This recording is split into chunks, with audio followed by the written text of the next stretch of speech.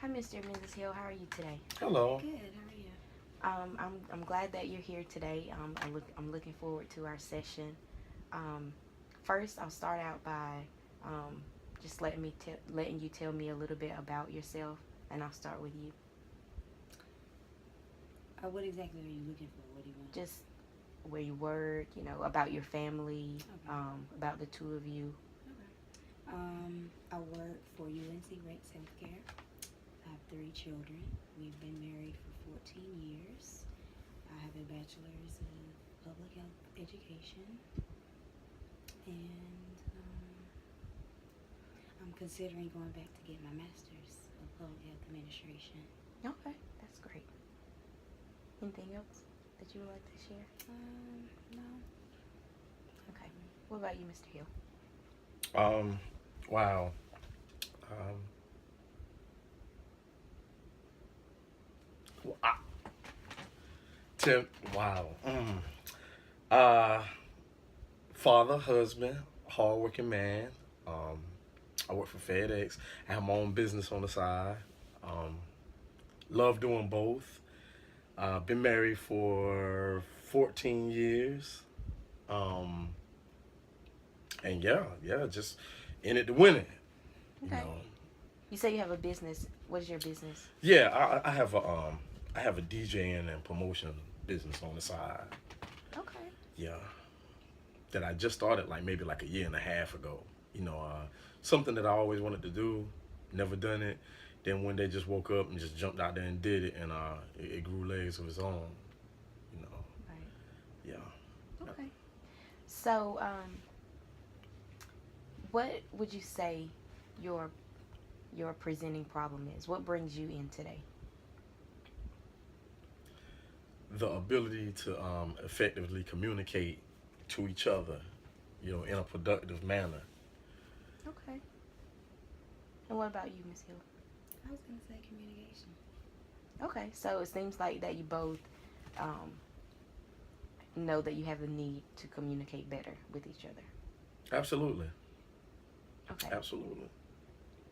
So to begin with, I want to get just a little bit of history about each of you individually. And I'll start with you. And I just want to go over what your family of origin is. So that's just a little bit of background about, you and your family, your childhood. Um, and I'll start with you. I have two siblings. I'm the oldest of two girls. Actually, I have a half sibling as well, but I'm still the oldest. Um, Mom and dad still living. I grew up in Lucama, North Carolina. Um, Graduated high school in 1998. Went to college for a year. Um, it really didn't work out for me. Transferred back home. Did some other things. Met my husband.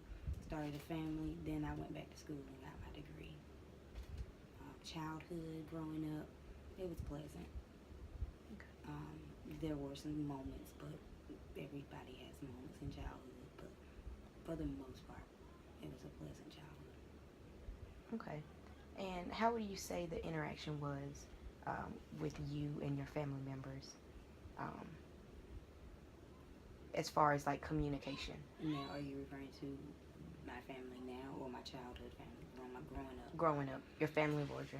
Um, Communication. Mm, it really. My parents always told me I could come and talk to them, but the few occasions or the times I tried, it just didn't turn out too well. So I just stopped. I might would tell them some things, but I wouldn't talk to them as much as I would have liked to. Okay. And did you feel like they would judge you or you would get in trouble or More or less get in trouble. okay. And I mean, I knew what I'm not gonna say I didn't know what judging was, but I really wasn't thinking on the judging aspect. I was just thinking more or less I'm in trouble for what I may have wanted to ask something, but I didn't want them to think I was doing or participating in what I was asking about. So, like, if I had questions about sex, I didn't want them to think that I was having sex and I'm in trouble, or maybe drugs or alcohol. So, Right. Okay. So the communication between you and your parents wasn't really. it wasn't the best in the world. It could have been a whole lot better, but at the same time, it wasn't the worst in the world. I just kept it as smooth as I could. Okay. And so when problems would arise in your family, whether between you and siblings or you and your parents or between your parents, um, how would they typically communicate if they had a problem or concern? Mm,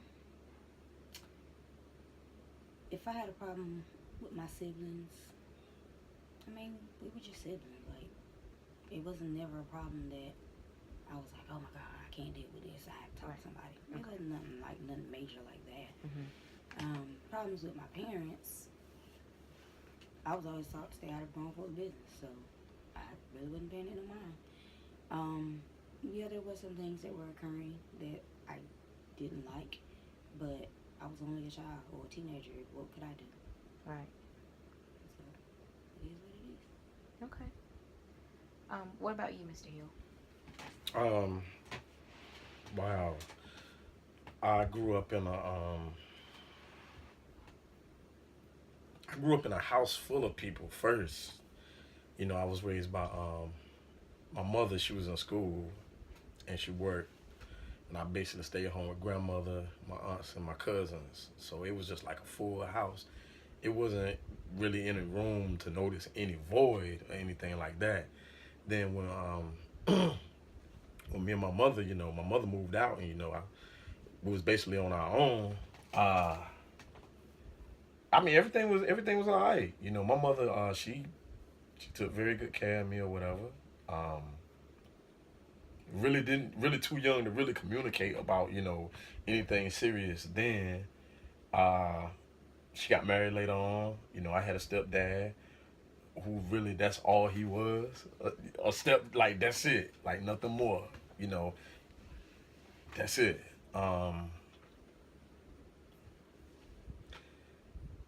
Like during that period, you know, when it was time to communicate, you know, there was really nobody to communicate with, you know, and that ain't no put down to nobody, you know. It's just that I had to figure out a lot of things on my own. I do have siblings. I'm the oldest one. I do have siblings. I got three siblings, you know, by my father that I know of, and then I can have one, you know, by my mother. We didn't grow up again. We didn't grow up together. We're basically like 18 years apart, so it's more like another father-daughter relationship a little bit. But we getting closer to that, you know, sibling relationship every day.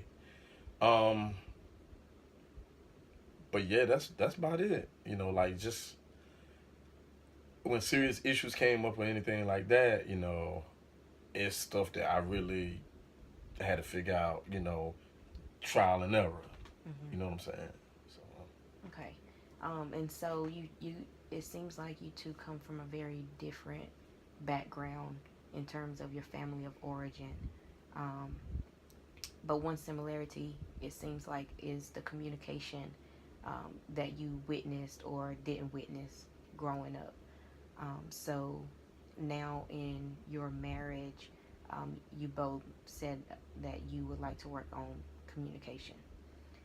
What, in your opinion, is an issue, like an example of the way that you all communicate that you feel is not being effective?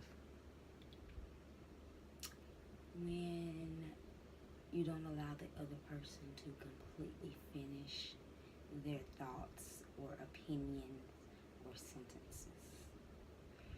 So if you're in I'm not even going to say an argument. If you're in a discussion with someone or a conversation with someone,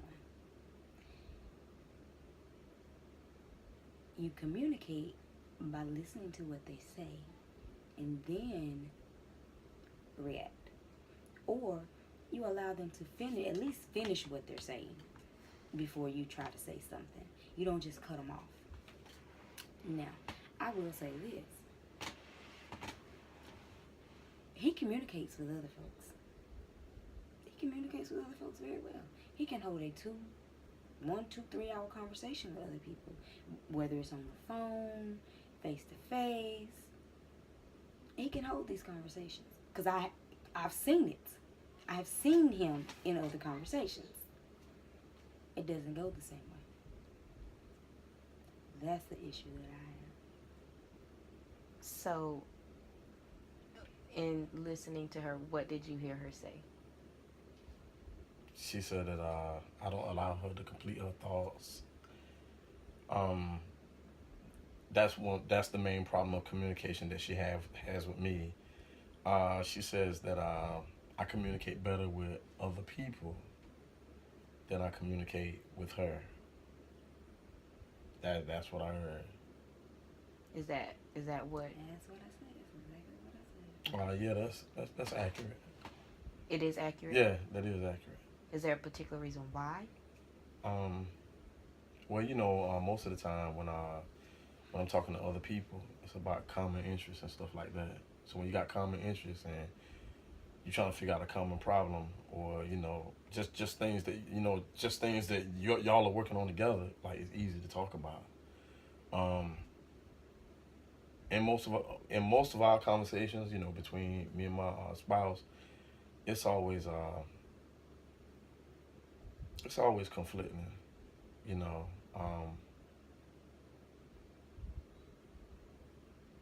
and the whole cutting off thing, it goes both ways.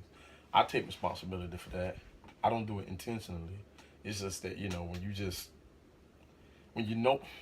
when you feel like you know something right, or when you feel like what somebody's suggestion is wrong, and they just don't seem to get the point, and you trying to explain why, I do have this tendency to just being so passionate about explaining my side that I might end up cutting off. But when I do it, I don't intentionally be coming from a place of disrespect or disregard. It just happens. Okay. But it doesn't mean that I don't respect her place or her opinion. It's basically more like, look, this is why this can't work. Like, you gotta listen.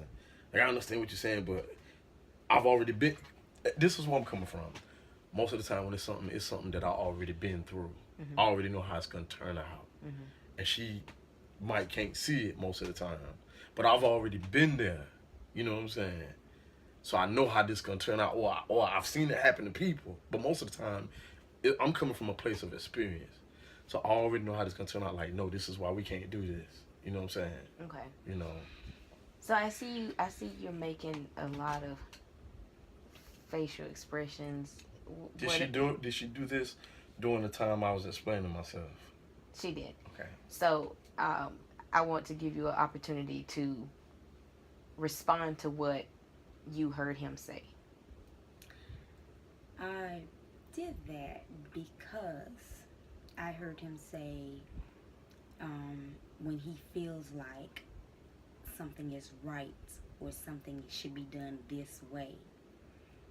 I did it for a couple of reasons, but that one stands out because you can't tell me my opinion is wrong, because it's my opinion. It's my perception, the way I feel, like my thinking, my feeling. You can't tell me my feeling is wrong because you don't know how I feel. That's what irritates me. Another thing is, he feels like because we're married, we should have the same thought, we should have the same likes and interests, we should have the same beliefs, all of that. So when I try to explain the way I feel about something and why I feel that way, or what if I've been through something that has led me to feel that way, he doesn't want to hear it. The minute I say something that he doesn't agree with, or that he doesn't like, or in his own words, that is stupid and making no sense to him, he gets up and walks away. He will get up, leave the room, or get up, get on his phone, get up and do something in the room, He's out of here. He's gone. The conversation is over. I don't have a chance to explain to him, well, this is what I meant by that statement, or this is what I've been through to make me feel this way, or this is why I believe this, or why I feel this way. I'm not allowed, never afforded that opportunity, because I've said something that he doesn't agree with. So therefore the conversation is over. Yes, he wants to explain something from top to bottom. And he said he's talking from a state of experience, coming from experience. I get that. I understand that. And I'm also trying to tell him, well, guess what? Every situation is different. Just because it mimics an experience that you've been through, every situation is different. Everything, no one situation is exactly the same. You see people go, you know other people that went through it. They're telling you what they want you to know. You don't know the whole in and out of what they went through. So you can't say, oh, I've seen my coworker go through this, and you know this appears to be the exact same situation. No, you know what your coworker is telling you. If you see him because of maybe like his stomach hurt or because of something like that, you might see that at work. But you didn't see the fact that maybe the night before he sat there and ate a whole jar of jalapeno peppers or whatever. Like, you can't base what you see, you cannot compare that to our situation because you don't know the ins and outs. You're on the outside looking in. And so would you feel like that you're not being heard when you try to express? Not fully, I'm not. Do you feel like you're being heard when you try to explain something to her or communicate something that you feel is right and you know it's the right thing to do for, you know, your spouse and your family? Do you feel like you're completely being heard? No, I do not. My wife conflicts with a lot of stuff that I bring to the table just because. And she said something. She said one thing that I disagree with and one thing I do agree with. She said what I disagree with, she said I want her to have the same thoughts as me. I want her to have the same beliefs as me. That's not true. I want her to be independent. I've always wanted her to be independent. I strive for her to have her own, you know, thing in place. I don't want no robot. You know what I'm saying? I want somebody who can